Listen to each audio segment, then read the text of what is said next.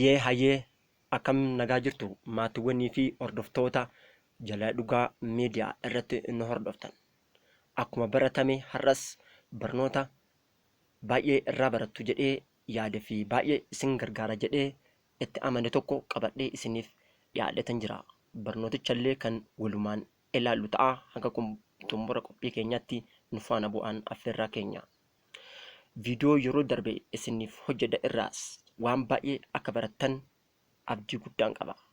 Komentii isin naa barreessitan irratti hundaa'uudhaan viidiyoo kanallee isiniif qabadhee dhiyaadhetan jira. Hanga har'aa kan chaanala keenya kana maatii hin taane subscribe gochuun notification all godhachuu hin dagatina. Viidiyoo yeroodhaan nu hojjennu martisaa dafee akka isin bira gahuuf notification all godhachuu hin dagatina isinin jedha. Baay'ee isin galateeffanna. Har'a gara barnoota keenya kan guyyaa har'aatitti yeroo isin dabarsu har'a waan gaarii tokko qabadhee isinii dhufe. Maalinni wanti har'a nuuf qabattee dhufte kun yoo naan jettan isinitti himuuf hin deema jechuudha.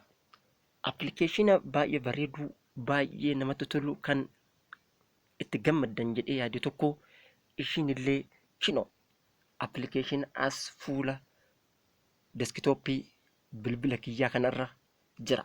Ishiin tunis appilikeeshinichi jalqaba irratti kan argamtu appilikeeshina tanaa jechuudha. Appilikeeshiniin tun maqaan ishii thefty jedhamti. Thefty kun afaan Ingiliffaatiin gara afaan Oromootitti yeroo hiikamu farra hattuu jechuudha. Maali kaa sooftiweeriin farra hattuu jedhamu kun sila silkii nu jalaa hata maan nu fayyadallee warri jettanii dhabamtan. Maan nu fayyadallee warri jettanii dhabamtan. Kan hunda argachuufuu nafaana bu'aasan jedha. Sooftiweeriin kun maqaan ishee thefty jedhama. Mee nan bana jechuudha. Yeroo bane haala kanaan na seensisa jechuudha. Sooftiweeriin kun. Faayidaa sooftiweerii kanaa yeroo isinitti hime sooftiweeriin kun silkii keessan hattuurraa kan isin eegu jechuudha.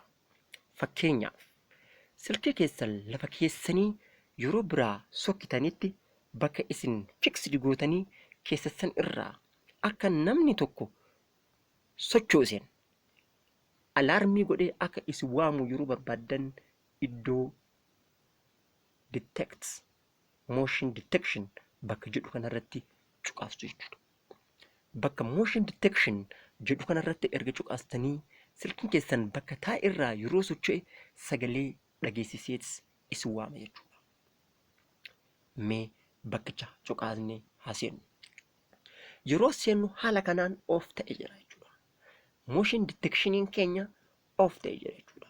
Kanaafuu maal godhuu qabaannaa? On gochuu qabaannaa. Yeroo on goonutti notificationin sound notificationii bakka tana keessaa filanna jechuudha. Akka carraa kiyya sound notificationiin dura waan filamee jiruuf as keessa jira. Muuziqaa tokkoon itti galchee yookaan alaarmii gosa barbaadanii bakka tanarratti galchachuu dandeessan.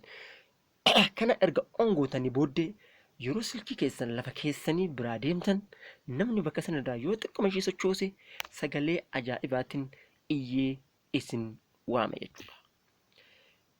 Gara itti aanutti yeroo darbine isa gara gadii kanarra jiru kun immoo password protection jedha.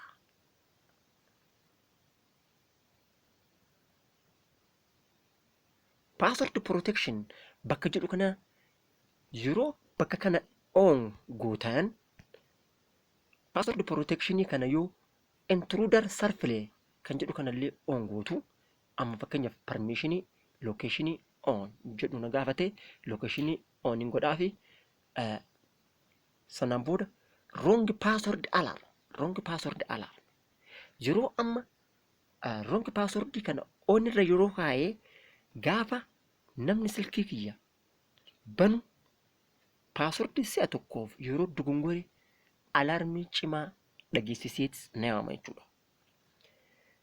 Namichaa kana yeroo inni dogongoretti suuraa isaallee kaasee nama silkii kiyya seenu kana suuraa isaallee naa kaasee itti gisee lafa naa kaa'a. Sa'aatii barbaadetti nama silkii kiyya banuuf yaalii kana argachuu hin danda'a.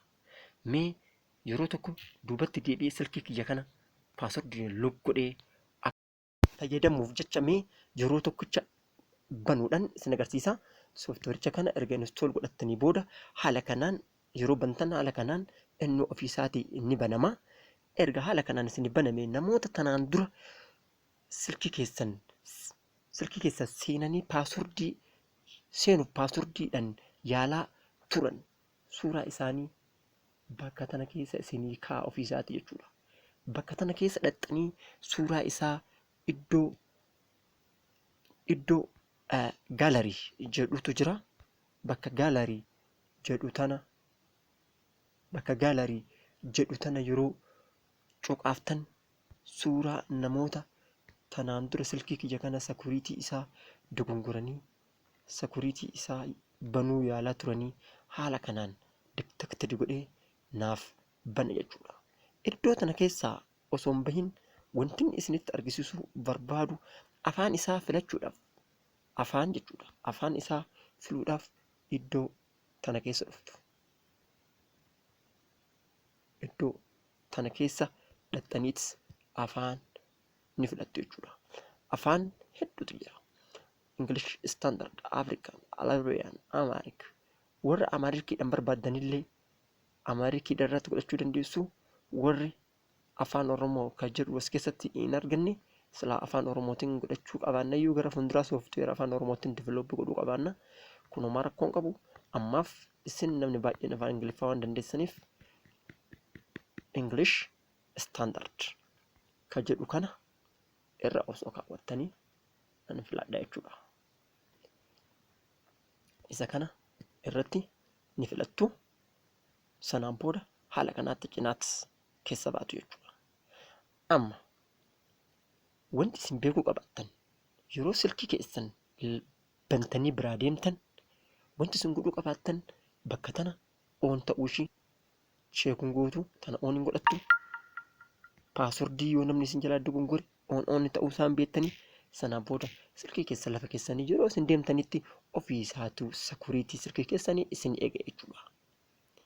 Hayyeen warreen haga ammaatti nu daawwachaa turtan galatoomaa isiniin jecha viidiyoo kana ilaaltanii akka xumurtaniin laayikii fi sheer godhuudhaan hiriyoota keessaniif qoodaa barnoota kana gara fuulduraallee akkan isinii hojjedheef isiniif dhiyeessuuf na jajjabeessaa isiniin jedha. Anillee waan beeku irraa chaanaalii kanarratti hojjedheen isinii dhiyeessa.